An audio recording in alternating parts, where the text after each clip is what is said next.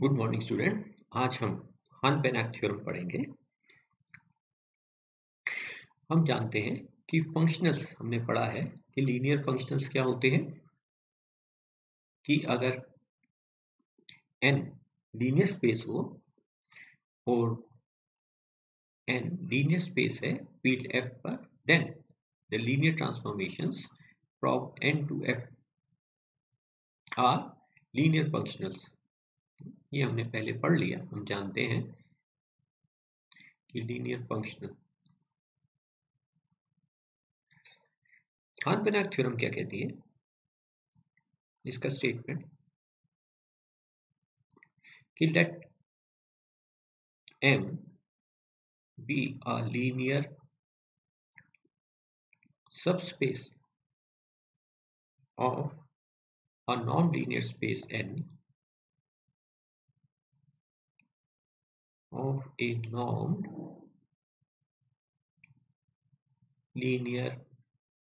space N and F be a functional defined on M, then F can be extended to a functional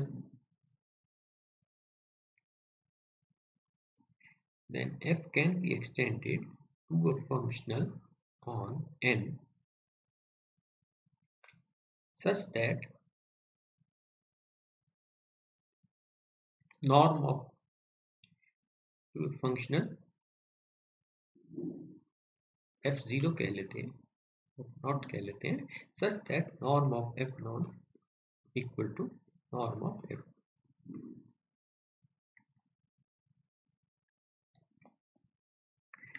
तो अब इसको कैसे prove करेंगे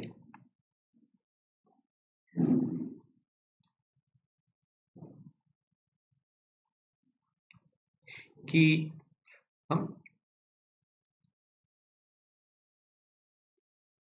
we will prove the theorem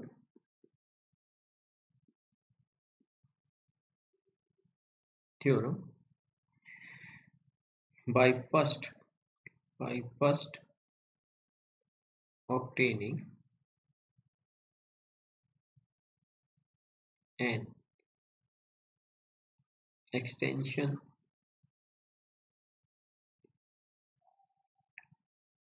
of f to the subspace spanned by M and an element x not belonging to M।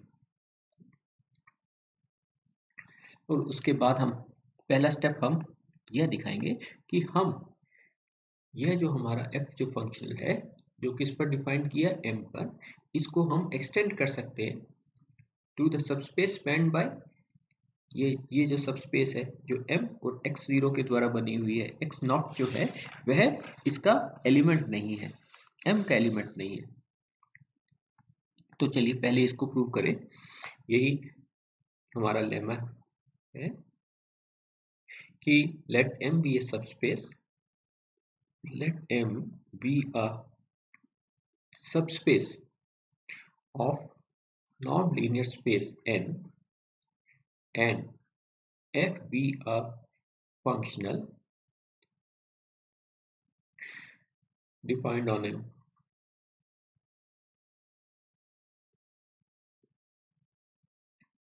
Let x0 x naught be not an element of M and M naught is the subspace spanned by M and this x0 is the linear subspace spanned by M and this x naught। then f can be extended to a functional f naught on m0 such that norm of f0 is same as norm of m.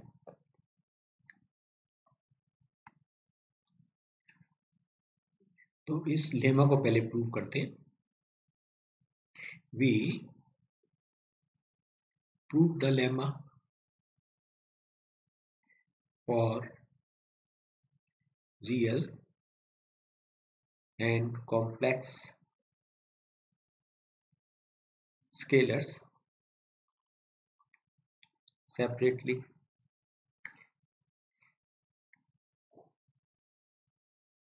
इन दोनों की n हमारी real linear space है और n हमारा complex linear space है. तो चलिए पहले मान लेते हैं let n be a real linear space. कहने का मतलब जो स्केलर्स हैं वह रियल नंबर्स हैं. Let n be a real non linear space. पहला केस हम इसको कंसिडर करते हैं. अब x0 जो है m का एलिमेंट नहीं है. सो और m नॉट क्या है? Is the subspace made by इस m एंड ये x0. तो इसका मतलब क्या हुआ? दिस मीन्स इफ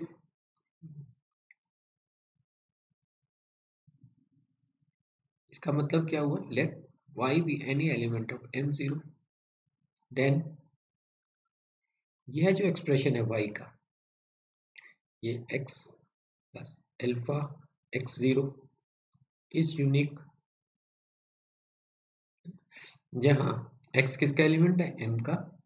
जहां x किसका एलिमेंट है? m का. अल्फा क्या है? रियल नंबर है. तो define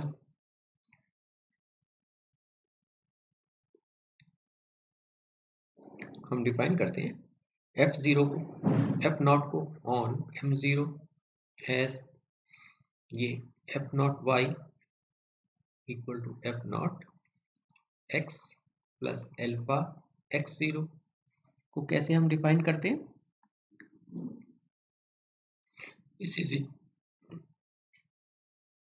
This equal to fx plus alpha r0 जहां r0 is any real number की है, कोई भी रियल नंबर है. अब हमको क्या दिखाना है? हम क्या दिखाएंगे कि f कोई फंक्शन क्या दिया है हमें? f कोई फंक्शनल है. किस पर डिफाइंड है? m पर. तो हमें दिखाना है कि इस f को हम एक्सटेंड कर सकते हैं. किस पे? फंक्शनल पे. फंक्शनल क्या होती है? लीनियर ट्रांसफॉर्मेशंस होती हैं. तो अब हम दिखाएंगे कि ये जो f नॉट है इज ए फंक्शनल.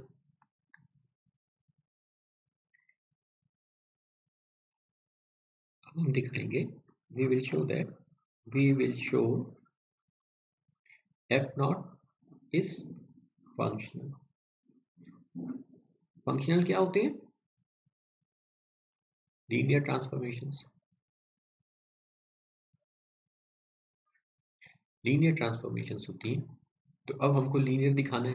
तो चलिए मान लेते हैं कि let x1 y1 be any element of f not. इसका मतलब x1 क्या हो गया?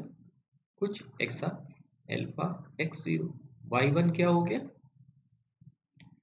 y plus beta x0. जहां x और y क्या है? हम जानते हैं m के एलिमेंट है. तो f0 f not x1 plus y1 क्या मिलेगा हमको? f not x plus alpha x0 plus y plus beta x0 x है ना। तो f नॉट क्या बन गया हमारे पास? x plus y plus alpha plus beta x not. हमने f नॉट को कैसे डिफाइन किया है?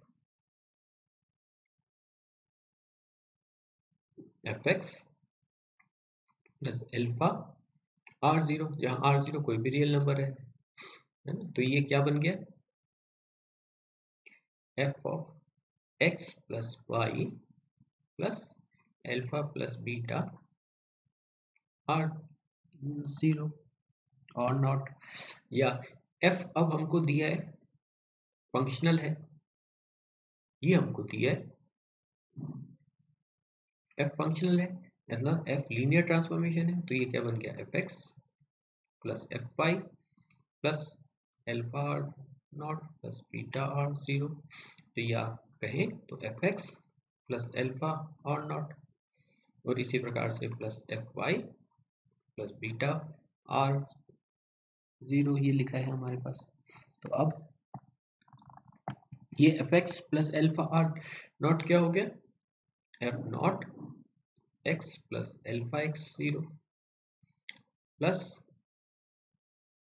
f not y plus beta x0। या अगर कहें तो ये f0 x1 plus f not y1।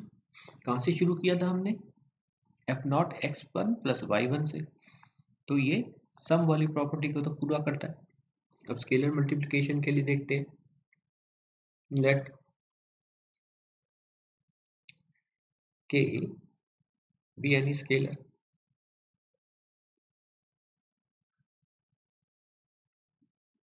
तो f not k x1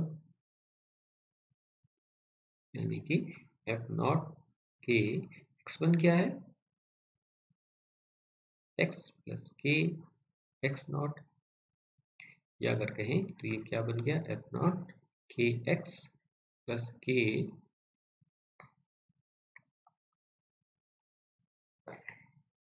alpha x not. और डेफिनेशन से f नॉट की ये क्या बन गया? f k x plus k alpha और नॉट। और ये f तो लीनियर ट्रांसफॉर्मेशन है, f फंक्शनल है, इसलिए ये इसको क्या लिख सकते हैं? k F x plus k alpha और नॉट। और ये क्या बन गया हमारे पास? k अगर इसमें से कॉमन लें तो ये एफ एक्स प्लस एल्फा और नॉट। या अगर कहें तो k ये वाली चीज क्या बन गई हमारे पास? जानते हैं डेफिनेशन से, f नॉट x1। कहाँ से शुरू किया था हमने? कि f not k x1 equal to k F X. तो इसका मतलब क्या हो गया? f not is linear on m not, this ये जो सब स्पेस है m नॉट। तो f नॉट जो है वह लीनियर हो गया इस सब स्पेस पे। अब हमने देखा था कि ये हमने y डिफाइन किया था।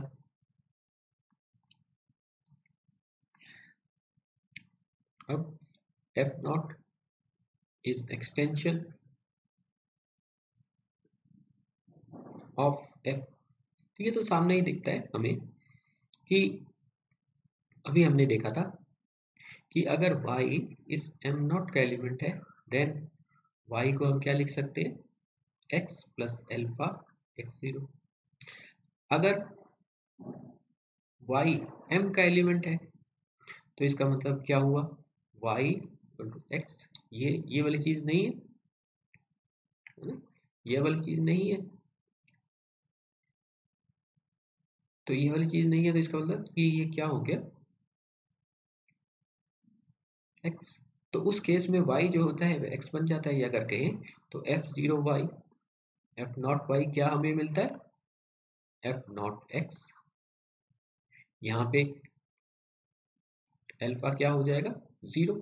तो ये वाली चीज क्या बन जाती है, f0x। ये f0y क्या बन गया, x प्लस अल्फा r0। तो ये क्या बन गया, fx, है ना।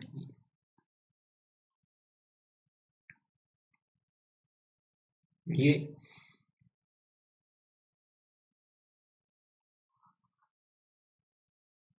f0, ये x प्लस ये वाली चीज नहीं मिलती हमें, y जो है यह रहा। अगर y m का एलिमेंट है तो उसमें ये वाला पार्ट नहीं है ना, 0 है, ये वाला पार्ट नहीं है। या अगर कहो तो ये क्या मिलता है हमको, fx। कहने का मतलब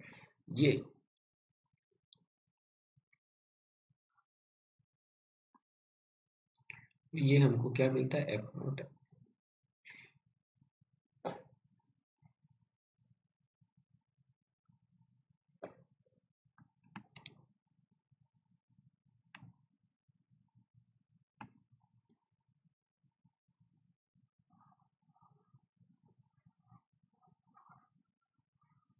इस केस में हम क्या पाते कि ये f0y,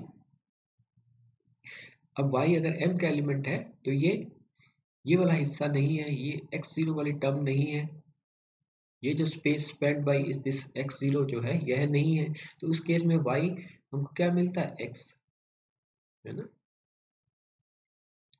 और इस वाली बात को अगर देखें तो ये वाली चीज क्या हो गई, fx। तो हम क्या पाते हैं कि अगर यह m का ही एलिमेंट हो तो उस केस में f0x is same as fx। तो इसका मतलब क्या हुआ, this means f0 is extension of f from m to this m0। अब हम क्या दिखाएंगे, next we show that f norm of f0 is same as norm of f। तो अब पहले हमने किया था कि नॉर्म ऑफ f हमने कैसे डिफाइन किया था, इज सुप्रीमम। इस प्रकार से हमने नॉर्म ऑफ x f को डिफाइन किया था, है ना।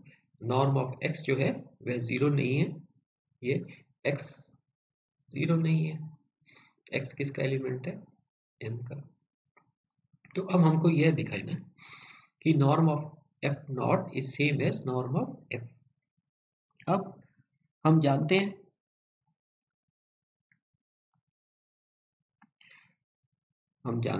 we know that if a is subset of b, तो इनके सुप्रीमम के बारे में क्या कहेंगे हम, सुप्रीमम a और सुप्रीमम b कैसा होता है, supremum a is less then supremum of b। तो यहाँ m is subset of this space m0। तो इसका मतलब क्या हुआ, सुप्रीमम ये x जो m का एलिमेंट है mod of fx by norm of x, x 0 नहीं है इसका। और इसके सुप्रीमम के बारे में क्या कहेंगे, जब x m0 का एलिमेंट है,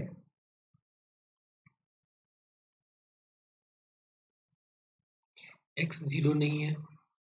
तो जब हम देखा ही है a अगर सबसेट है b का, m is subset of m0, तो this is less than equal to supremum of this set.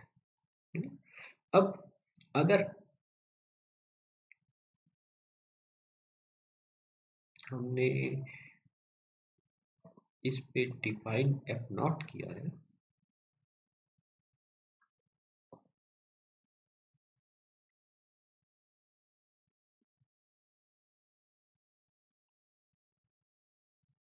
अब क्योंकि f naught x is same as fx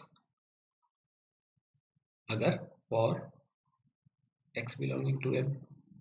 अगर x m का एलिमेंट होता है तो हम जानते हैं f naught x क्या होता है, fx होता है। ये भी हमने ऊपर देखा था कि अगर y m का एलिमेंट है तो f naught y क्या है, f naught y यानी कि f naught x वही है जो fx होता है ना।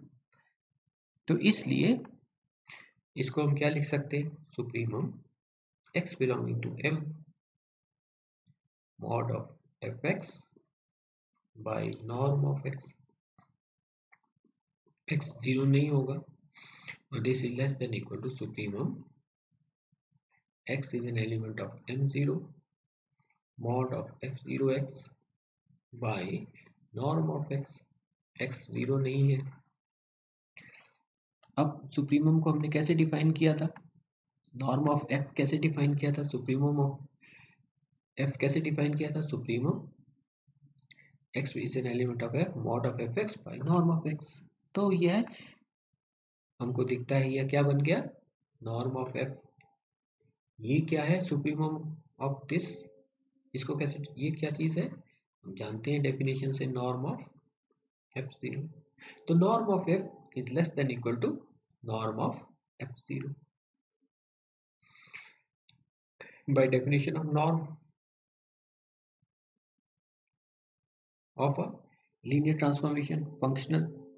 अब हम दिखाएंगे इसकी जो रिवर्स इनइक्वालिटी है,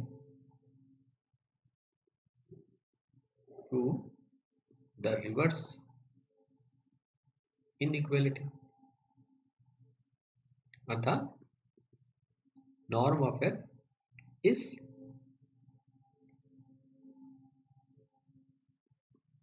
less than equal to this. इसको हम नेक्स्ट टाइम पे करेंगे, आज के लिए इतना ही सफिशिएंट है। थैंक्स।